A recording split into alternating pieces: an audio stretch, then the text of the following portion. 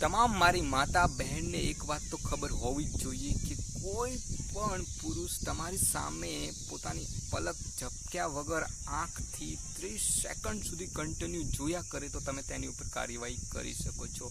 એ ઉપરાંત હું કોઈ પણ ઉપર આરોપ નથી લગાડતો। એ પછી કોઈ હોસ્પિટલ હોય, કોઈ કોલેજ હોય, કોઈ કારખાનું હોય, કોઈ કંપની હોય કે કોઈ પોલીસ સ્ટેશન હોય કે કોઈ અધિકારી હેડ કોઈ પણ વ્યક્તિ હોય અને જો તમારું યૌન શોષણ થતું હોય અને યૌન શોષણનો જો તમે અવાજ ઉઠાવશો તો તમે જાગૃત મહિલા છો, એક જાગૃત સ્ત્રી છો। એટલે તમામ મારી માતા બહેનને એ તો ખબર હોવી જોઈએ કે કોઈ પણ જગ્યાએ યૌન શોષણ થતું હોય તો તમારે અવાજ ઉઠાવવો જોઈએ। અને મારા ખ્યાલ મુજબ યૌન શોષણ થતું જ હોય છે, ઘણી જગ્યાએ થતું જ હોય છે। કોઈ અધિકારી હોય છે, કોઈ હેડ હોય છે, કોઈ મુખ્ય હોય છે, ત્યાંના કર્મચારી હોઈ શકે છે, કોઈ પણ વ્યક્તિ હોય છે। જો તમારું યૌન શોષણ થતું હોય તો તમે અવાજ ઉઠાવશો તો ઘણી બધી માતા બહેન સુરક્ષિત રહી શકશે છે। અને તમારા આ એક કારણે સારા એવા કામથી ઘણી બધી જગ્યાએ આજે યૌન શોષણ થાય છે એ બંધ થઈ શકે છે।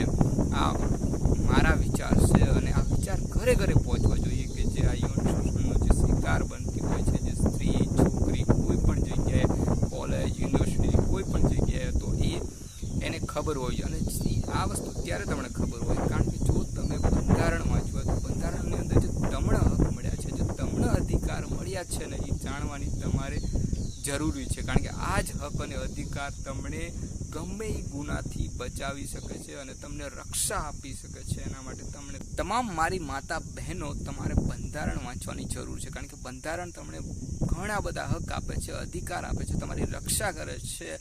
અને ભારતની જેટલી પણ સ્ત્રીઓ છે, માતા છે, બહેનો છે, નાની નાની છોકરી છે, જો એમનું કોઈ હક અને અધિકાર મળ્યા હોય તો એ બંધારણમાં મળેલા છે। તો તમારે આ એક વાત યાદ રાખવી અને કોઈ પણ જગ્યાએ યૌન શોષણ થતું હોય તો તેનો અવાજ બનો, જેથી કોઈ પણ કારખાનું હોય કે કોઈ પણ કોલેજ યુનિવર્સિટી હોય કે પછી કોઈ પણ જગ્યાએ જો ગેરપ્રવૃત્તિ થતી હોય અને ખોટી રીતે યૌન શોષણ થતું હોય, દબાવના કારણે યૌન શોષણ થતું હોય તો તમે એક જાગૃત મહિલા તરીકે મારી માતા બહેનો તમે આને અવાજને એક બુલંદ કરી શકો છો, ઘરે ઘરે પહોંચાડી શકો છો અને એને કાયદેસરની કાર્યવાહી કરીને તેમને જેલ ભેગા પણ કરી શકો છો। હું આશા કરું છું કે તમને મારા આ વિચાર પ્રદર્શન પસંદ આવ્યા હોય અને વિડીયો પસંદ આવ્યો તો વિડીયોને તમે લાઇક કરી શકો છો મારી માતા બહેન, અને ચેનલ ઉપર નવા હોય તો સબસ્ક્રાઈબ કરી શકો છો અને શેર પણ કરી શકો છો। મળીશું નવા વિડીયોમાં। અત્યારે પણ હું છું એક મસ્ત વાવમાં, તમે જોઈ શકો છો પાછળ વાવ છે, બાજુમાં એક હનુમાનજીનું મંદિર છે, ટેમ્પલ છે, એની આગળ એક જગ્યા છે લાલ ભગત હરખુમાની। વધારે ભાઈ હું અહીંયા જ વિડીયો બનાવું છું, આજે અહીંયા વિડીયો બનાવવા આવ્યો છું। કદાચ અવાજ વધારે આવતો હોય છે પવનનો તો હું માફી માંગુ છું, પણ બસ હું આશા કરું છું કે આજનો મારો વિડીયો પસંદ આવ્યો તો વિડીયોને લાઇક શેર અને ચેનલ ઉપર નવા હોય મિત્રો તો તમે સબસ્ક્રાઈબ કરી શકો। Bye bye, take care and enjoy your